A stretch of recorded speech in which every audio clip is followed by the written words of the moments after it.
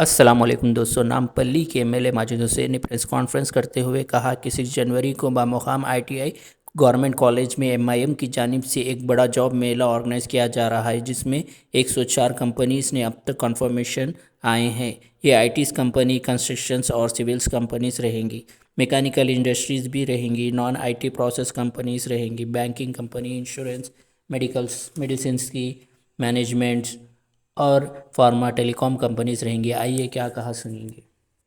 अस्सलाम वालेकुम। मैं आप तमाम का शुक्रगुजार हूं कि आप लोग यहाँ पे हमारे बुलाने पे आए। आप लोग यहाँ बुलाने का खास मकसद ये है कि इंशाल्लाह 6 जनवरी के दिन बामुकाम आईटीआई गवर्नमेंट कॉलेज पे मजलिस इत्तेहादुल मुस्लिमीन की जानिब से एक बड़ा मेगा जॉब मेला ऑर्गेनाइज किया जा रहा है, जिसके लिए अल्हम्दुलिल्लाह अब तक करीबन 104 कंपनीज का कंफर्मेशन आया है।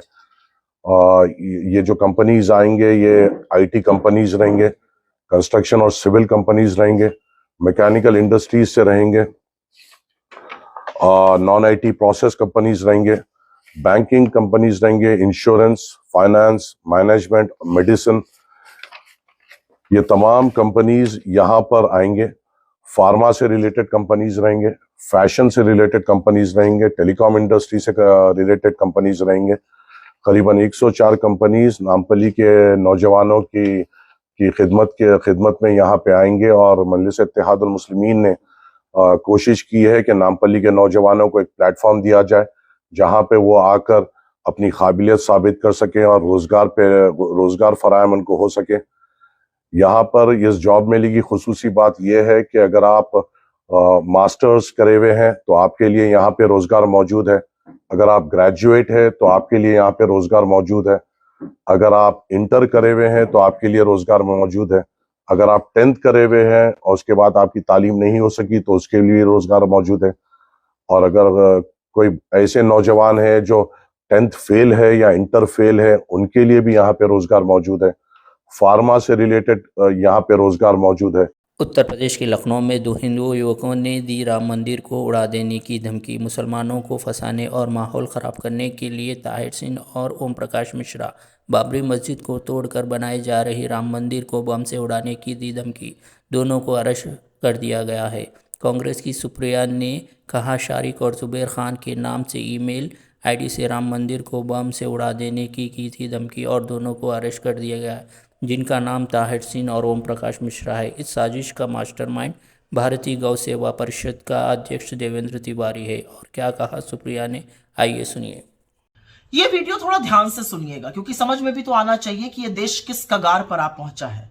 अभी थोड़े दिनों पहले शारिक और जुबैर खान नाम के 2 लड़कों ने एक ईमेल भेजकर राम मंदिर को, यूपी की एसटीएफ चीफ को, उत्तर प्रदेश के मुख्यमंत्री योगी आदित्यनाथ को बम से उड़ाने की धमकी दी।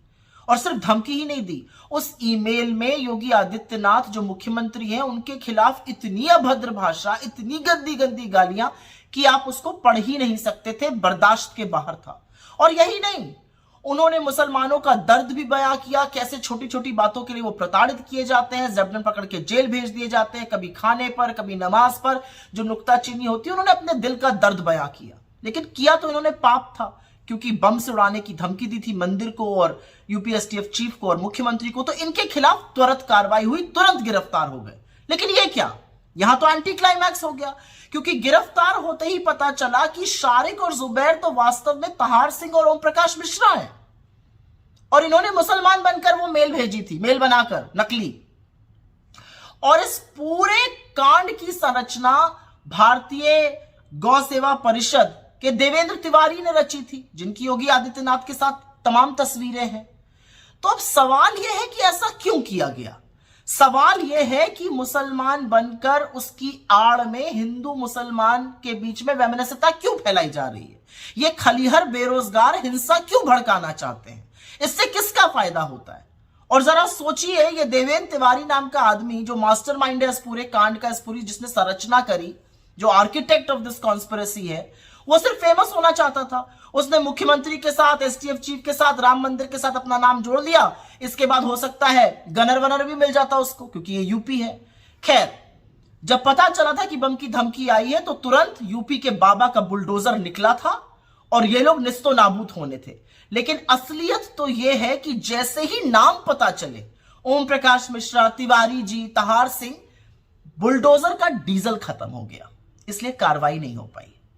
हैदराबाद एमपी असदुद्दीन ओवैसी ने सीएए को एंटी कॉन्स्टिट्यूशन और ये लॉ रिलीजन के बेस पे बनाया गया है और ज़रूर समझे कि ये सीएए और एनपीआर को अच्छे तरीके से पढ़ने पर आपको समझ में आएगा कि ये मुसलमान और दलित गरीबों के लिए परेशान करने का लॉ है। आइए क्या कहा असदुद्दीन ओवैसी ने, सुनिए। CAA is anti-constitution. It is a law which has been made on the basis of religion, and please understand that CAA must be read with and understood with NPR NRC, which will lay down conditions of to lay down conditions to prove your citizenship of this country. And I'm telling you, if that happens, it will be a grave injustice, especially to the Muslims, to the Dalits, and to the especially poor people of India, irrespective of which caste and religion they belong to. It is unconstitutional because it is made on religion. Secondly, it has to be understood with NPR NRC. तो ये इंद्रदेश Kumar RSS का leader है। जिस तरह ये संगी इंद्रदेश कुमार मुसलमानों के ऊपर राम शब्द और मंदिर थोपने का प्रयास कर रहा है, अगर कोई मुसलमान ये बोल दे कि चलो देश के सभी हिंदुओं दोबारा बाबरी मस्जिद बनवाने की कसम खाएं और 22 जनवरी को रैली निकाले, यकीन मानो इस पर केस के साथ देशद्रोही का भी केस लगा दिया जाएगा। और क्या कहा इस संगी ने, सुनिए। मुस्लिम मंच ने अपील की है, अब अपील अच्छी तरह से समाचार पत्रों में आ जाए, इसलिए मैं उसको दोहरा रहा हूं। पैटर्न मानकर समझ लीजिए, गाइड एंड फिलोसफर मानकर समझ लीजिए, और वो ये है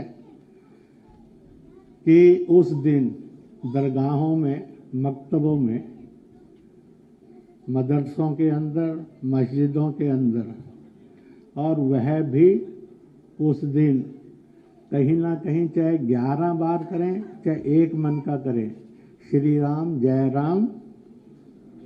जय राम करें। ये नौजवान लड़की का कहना है कि ये सीट पर बैठे अच्छे नहीं लगते, ये सिर्फ चाय बेचने अच्छे लगते हैं। और क्या कहा, आइए सुनिए। 12 घंटे जॉब करके आ रही हूँ 6000 में, क्यों? महंगाई इतनी कर दी, मेरे पिताजी खिला ही नहीं पा रहे हैं मुझे। और कांग्रेस की सरकार में ऐसा कुछ नहीं था, मोदी की सरकार में इतनी महंगाई कर दी कि एक बाप 5 औलाद को खिलाता था, अब एक बाप पे औलाद नहीं खिलाई जा रही है। जब से मोदी की सरकार आई है ना, तो उसने हिंदू मुसलमानी ही कराई है, देश को बर्बाद कर दिया। जब मोदी की सरकार नहीं थी ना, तो ये भी नहीं जानता था ये हिंदुओं के मुसलमान है, एक जैसा रहते थे। और जब से मोदी की सरकार आई, तो हिंदू मुसलमान कौन है? जानवर है, वो भी तो इंसान ही है ना। पहले एक रहता था हमारे देश में, और अब देखो ये हिंदू है, ये मुसलमान है, इससे मत बात करना, ये मुसलमान है। अब ये होता है इधर, और इन टकलों को कुछ नहीं बोलता है कोई। तीनों टकले हैं ये, जो झोपड़ी के नीचे चाय बेचते थे जाके खोखे के नीचे, ये सीट पे बैठते हुए अच्छी नहीं लगती, चाय बेचते हुए अच्छी लगती है। तो मैं वही तो कह रहे हैं, ये चाय बेचते हुए अच्छे लगते हैं, सीट पे बैठे हुए। इन्हें नहीं आती है सीट चलाना, इन्हें बस जंग लड़ाना आता है, बस ये आता है। मैं बदलाव चाहती हूँ।